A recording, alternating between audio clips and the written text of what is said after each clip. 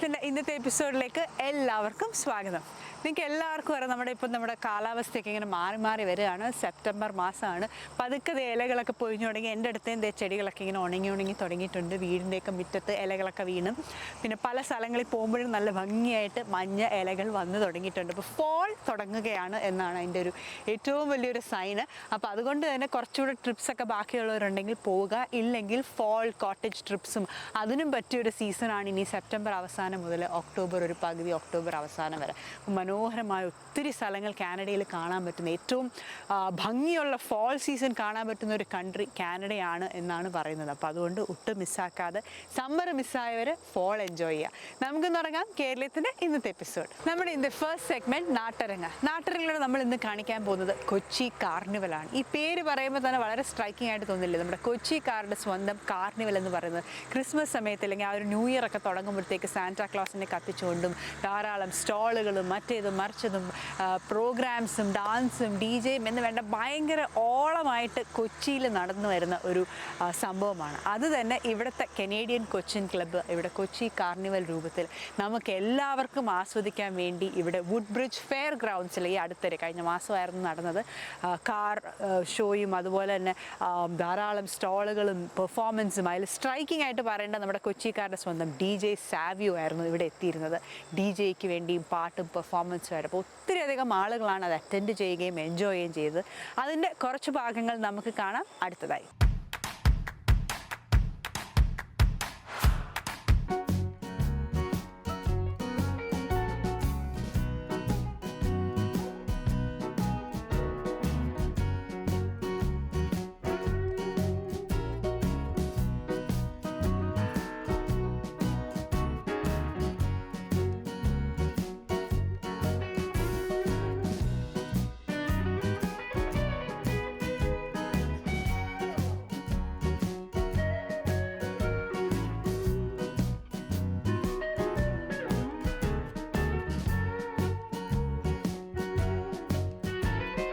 I want to say is congratulations to all the organizers, to all the people who made this possible.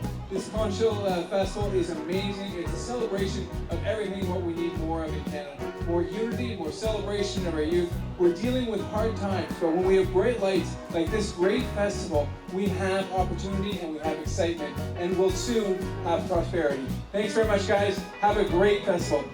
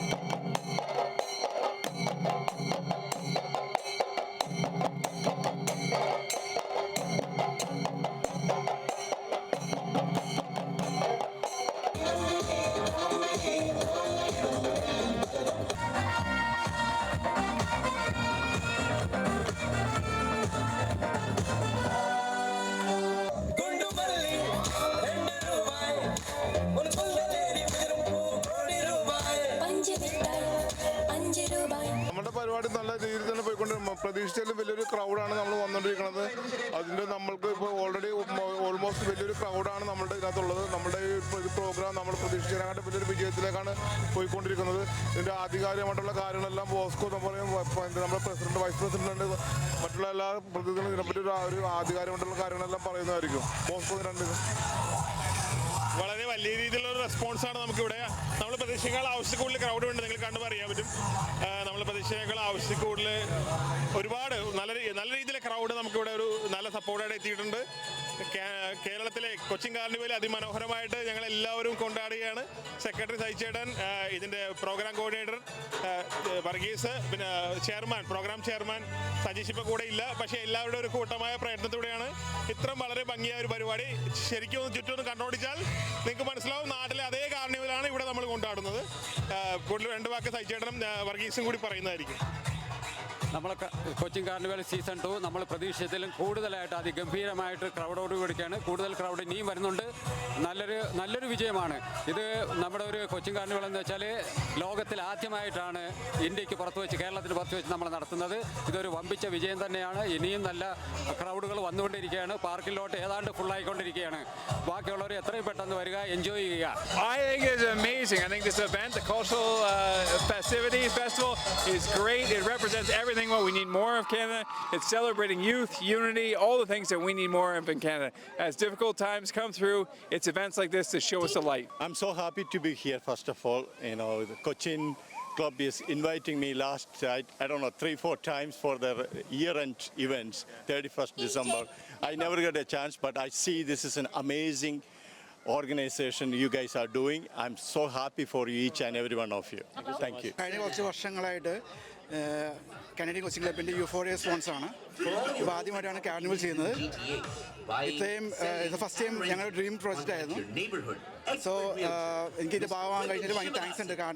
കാർണിവലിൽ ഭാഗമാകാൻ കഴിഞ്ഞതിൽ, Canadian coaching ക്ലബിൻ്റെ ഭാഗമാകാൻ കഴിഞ്ഞതിൽ വളരെ ഹാപ്പിയാണ്. കാർണിവലിൽ ഞാൻ ന്യൂ ഇയറിന് പോയിട്ടുണ്ടായി. പക്ഷേ എന്നാലും ഏകദേശം ഒരു ഇതുപോലെ ഉണ്ട്. നല്ലൊരു എൻ്റർടൈൻമെൻ്റ് ആണ്. ഇങ്ങനെ കാനഡയിൽ ഇങ്ങനെ അധികമായിട്ട് ഞങ്ങൾ കണ്ടിട്ടില്ല. കാനഡയിൽ വന്നിട്ട് ആദ്യത്തെ ഒരു എക്സ്പീരിയൻസ് ആണ് ഇതുപോലെ. ഈ സ്റ്റുഡൻറ് ലൈഫിൽ ഇങ്ങനെ മടുത്തിരിക്കുന്ന സമയത്ത് ഇതുപോലെ നമ്മുടെ മലയാളികളുടെ ഇവൻ്റ് ഉണ്ടാകുമ്പം നല്ലൊരു റിലീഫാണ്. നമുക്ക് എൻജോയ് ചെയ്യാനും കുറേ കണക്ഷൻസ് ഉണ്ടാക്കാനും ചുമ്മാ വന്ന് വീക്കെൻഡിൽ റിലാക്സ് ചെയ്യാനൊക്കെ ആയിട്ട് ഒരു കിട്ടുന്ന പരിപാടിയായിട്ട് തോന്നി. നമുക്ക് നാട്ടിൻ്റെ ഒരു വൈബ് പോലെ ഫുൾ മലയാളികൾ, നമ്മുടെ ഒരു കമ്മ്യൂണിറ്റി, അപ്പം അടിപൊളിയായിട്ട് എനിക്ക് തോന്നി. കാനഡയിലെ ബൈക്കേഴ്സിൻ്റെ ക്ലബ്ബായിട്ടുള്ള Canadian Malayali motor cycle club എന്ന് പറഞ്ഞൊരു ക്ലബ്ബുണ്ട്. അപ്പോൾ അതിൽ തന്നെ ഇതിൻ്റെ കാര്യങ്ങളെല്ലാം വരികയും അപ്പോൾ ഇതിൻ്റെ ഒരു ഒഫീഷ്യൽ പാർട്ണറായിട്ട് തന്നെ CMMCനെ അവർ ഇൻവൈറ്റ് ചെയ്യുകയും അപ്പം ഞങ്ങളെല്ലാവരും ഭയങ്കര എക്സൈറ്റഡ് ആയിരുന്നു. കാരണം എല്ലാവരും പറഞ്ഞു കേട്ടിട്ടുള്ളൂ ഈ കൊച്ചിൻ കാർണിവൽ എന്നുള്ളൊരു സംഭവം.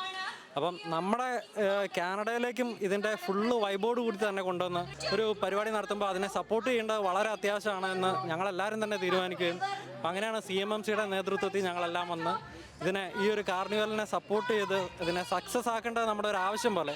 കാരണം കാനഡയിൽ താമസിക്കുന്ന നമ്മളെ സംബന്ധിച്ചിടത്തോളം ഇതുപോലെയുള്ള ഗ്രാൻഡ് ഇവൻറ്റ്സ് ഉണ്ടെങ്കിലല്ലേ നമുക്ക് നമ്മുടേതായ സമ്മറിലെ സമയം സ്പെൻഡ് ചെയ്യാനും മറ്റ് പല കാര്യങ്ങൾക്കും ഒരു ഓപ്പർച്യൂണിറ്റി ഉള്ളൂ.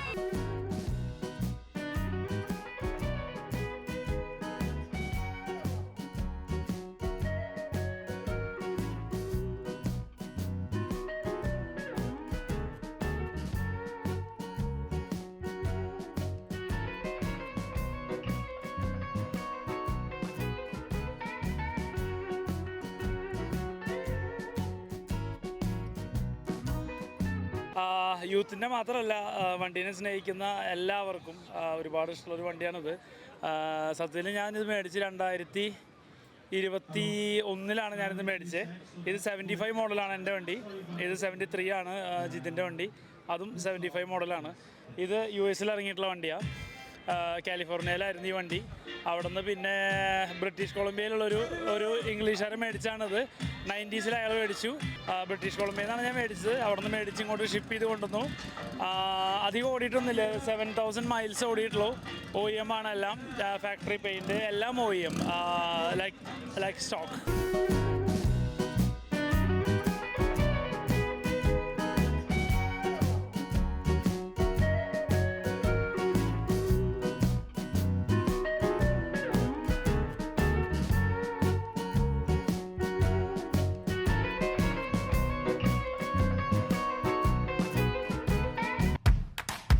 നമ്മുടെ അടുത്ത സെഗ്മെൻറ്റ് വേറിട്ട കാഴ്ചകൾ.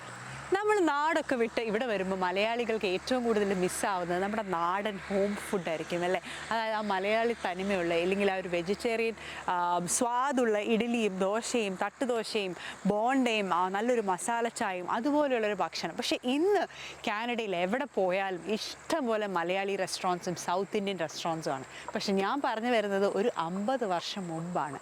1970-കളിൽ ഇവിടെ റെസ്റ്റോറൻറ്റ്, അതായത് ടൊറോണ്ടോയിലെ ആദ്യത്തെ south Indian restaurant restaurant Annapurna എന്ന പേരിൽ തുടങ്ങിയ ശിവരാം തൃശ്ശൂരിനെയാണ് നമ്മളിന്ന് പരിചയപ്പെടുത്തുന്നത്.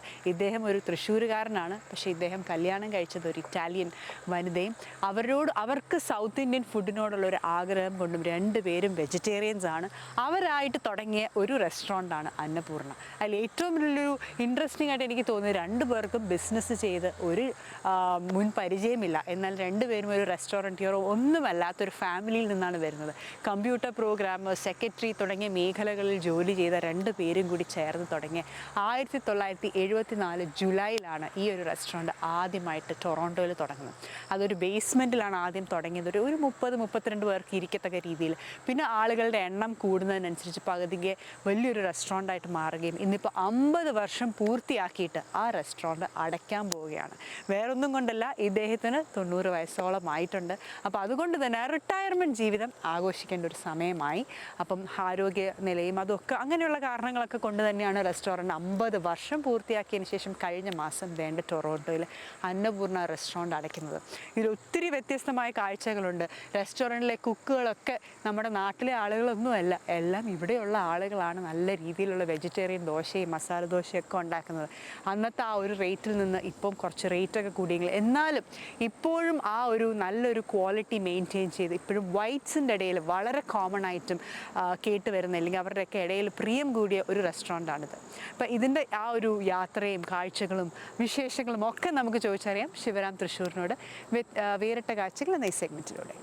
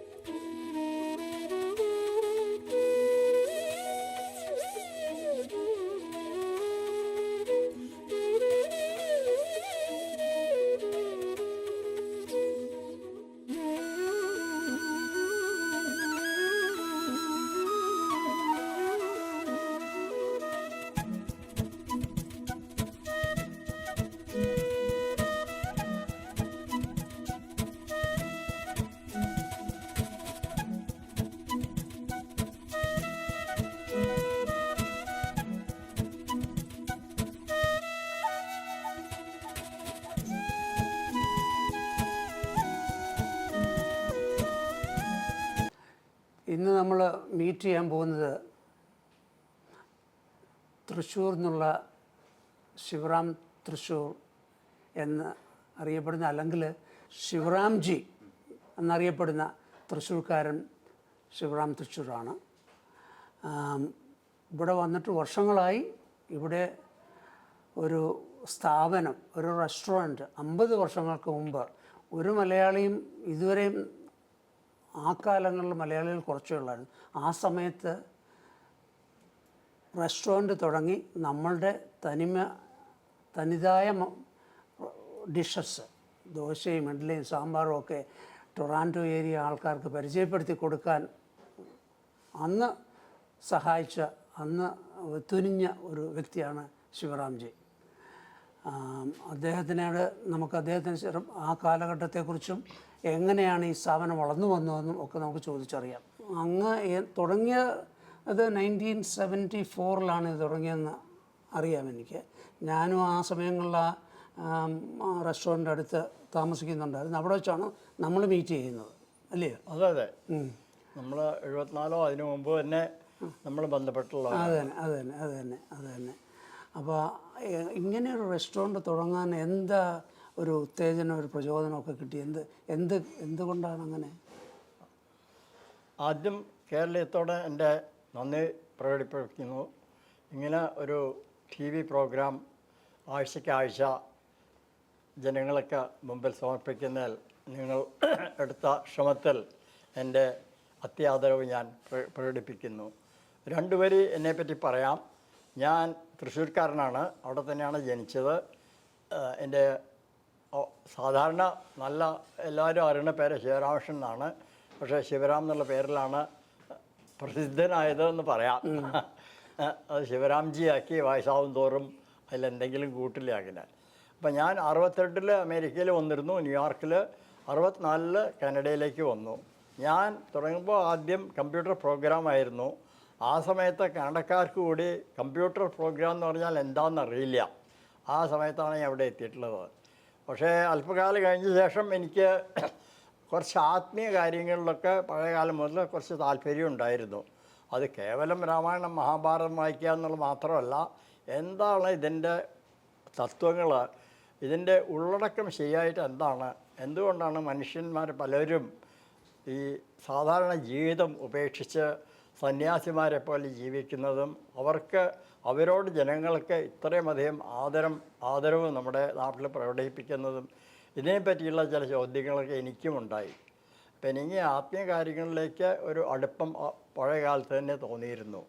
അപ്പോൾ ഞാൻ യോർക്ക് യൂണിവേഴ്സിറ്റിയിൽ പഠിക്കുന്ന സമയത്ത് എനിക്ക് ന്യൂയോർക്കിൽ വെച്ച് തന്നെ പരിചയമുള്ള ശ്രീ ചിന്മയാനന്ദ സ്വാമിയല്ല, ശ്രീ ചിന്മയ എന്ന ഒരു പൂർണ്ണ ജ്ഞാനം ലഭിച്ച ഒരു ജന്മസിദ്ധൻ എന്ന് പറയാം.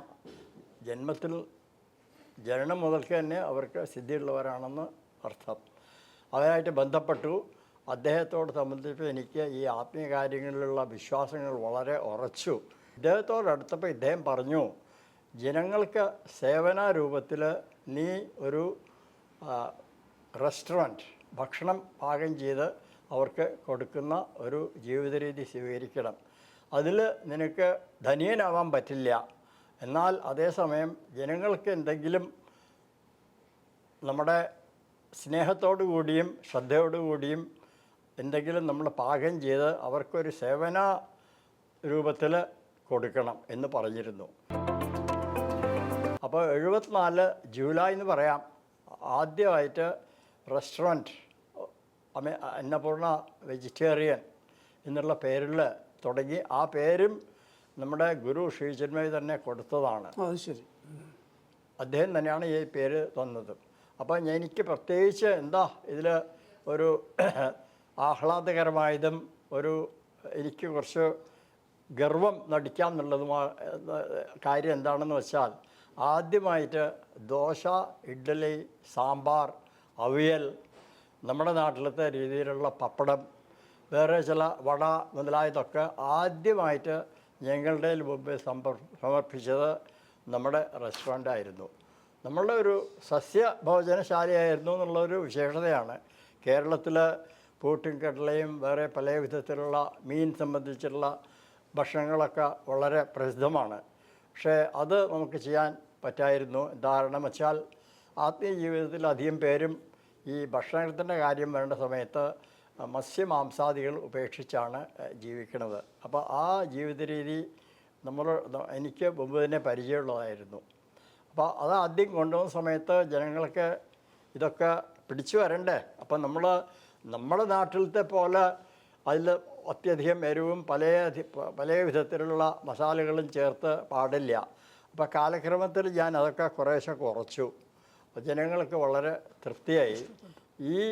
ഈ വിധത്തിലുള്ള ഭക്ഷണം അവർക്ക് പരിചയമായിരുന്നില്ല. മുമ്പ് പഞ്ചാബ് രീതിയിലുള്ള അത്യധികം മസാലകളൊക്കെ ഉപയോഗിച്ച് ഉള്ള ഭക്ഷണങ്ങളായിരുന്നു ചെയ്തിരുന്നത്. നമ്മൾ പിന്നെ അതേ സമയത്ത് ഈ ആരോഗ്യ സംബന്ധമായിട്ടുള്ള ഹെൽത്ത് ഫുഡ് എന്ന് പറയില്ലേ, അതിലും നമുക്ക് അതായിട്ട് നമ്മൾ ബന്ധപ്പെട്ടു വന്നു. അപ്പോൾ ഈ ഓർഗാനിക് കൃത്രിമമായിട്ടുള്ള വളങ്ങളൊന്നും ചേർക്കാതെ നല്ല സാധാരണ രീതിയിൽ പഴയ കാലത്ത് നമ്മളൊക്കെ എങ്ങനെ നമ്മൾ ഭക്ഷണം കഴിച്ചിരുന്നോ ആ രീതിയിലുള്ളതൊക്കെ കിട്ടാനായിട്ട് നമ്മൾ വളരെ ശ്രമിക്കുകയുണ്ടായി. അപ്പോൾ ആ സമയത്ത് ഇങ്ങനെയുള്ള ഫുഡുകൾ കൊടുത്തു തുടങ്ങിയപ്പോൾ ഞങ്ങളുടെ റിസപ്ഷൻ എങ്ങനെയായിരുന്നു? ക്ലയൻറ്റേൽ എങ്ങനെയുള്ള ആൾക്കാരായിരുന്നു കൂടുതൽ? ആദ്യം നമ്മൾ തുടങ്ങിയ സമയത്ത് ഈ ഹെൽത്ത് ഫുഡ് സംബന്ധിച്ചുള്ള ചില കടകളൊക്കെ ഉണ്ടായിരുന്നു.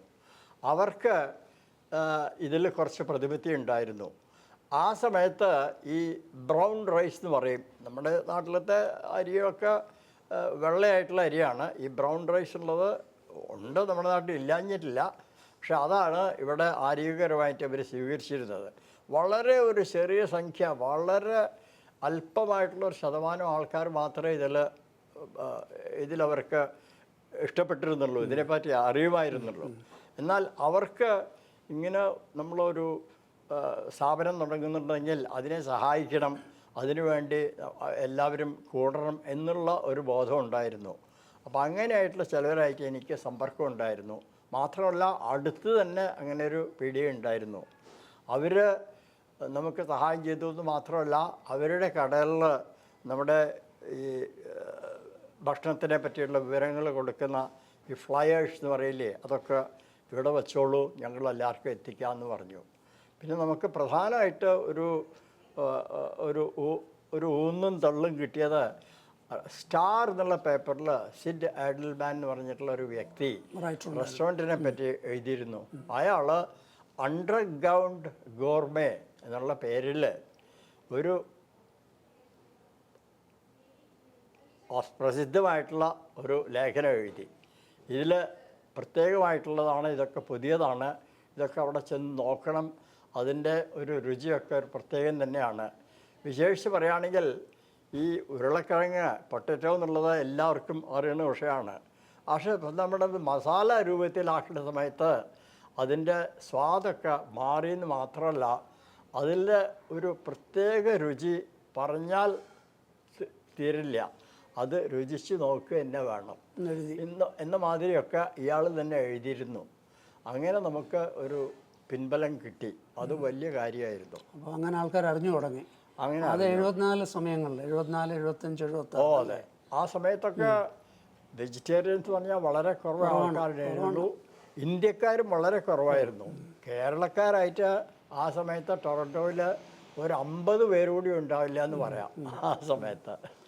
പിന്നെ അഥവാ ഉള്ളവരെ കുറച്ച് അവിടെ ഇവിടെയും ദൂരത്തായിരുന്നു. എന്നാലും കുറച്ച് പേരൊക്കെ അറിഞ്ഞു വന്നിരുന്നു. പക്ഷേ കൂടുതൽ ഇവിടുത്തെ ആൾക്കാരാണ് വന്നിരുന്നത്.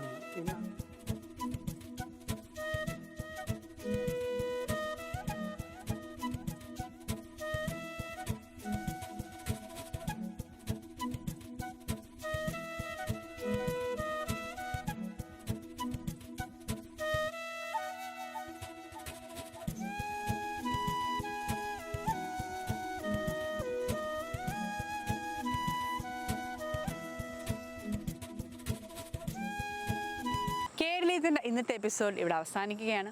ഇന്നത്തെ എപ്പിസോഡ് നിങ്ങൾക്ക് എല്ലാവർക്കും ഇഷ്ടമായെന്ന് കരുതുന്നു.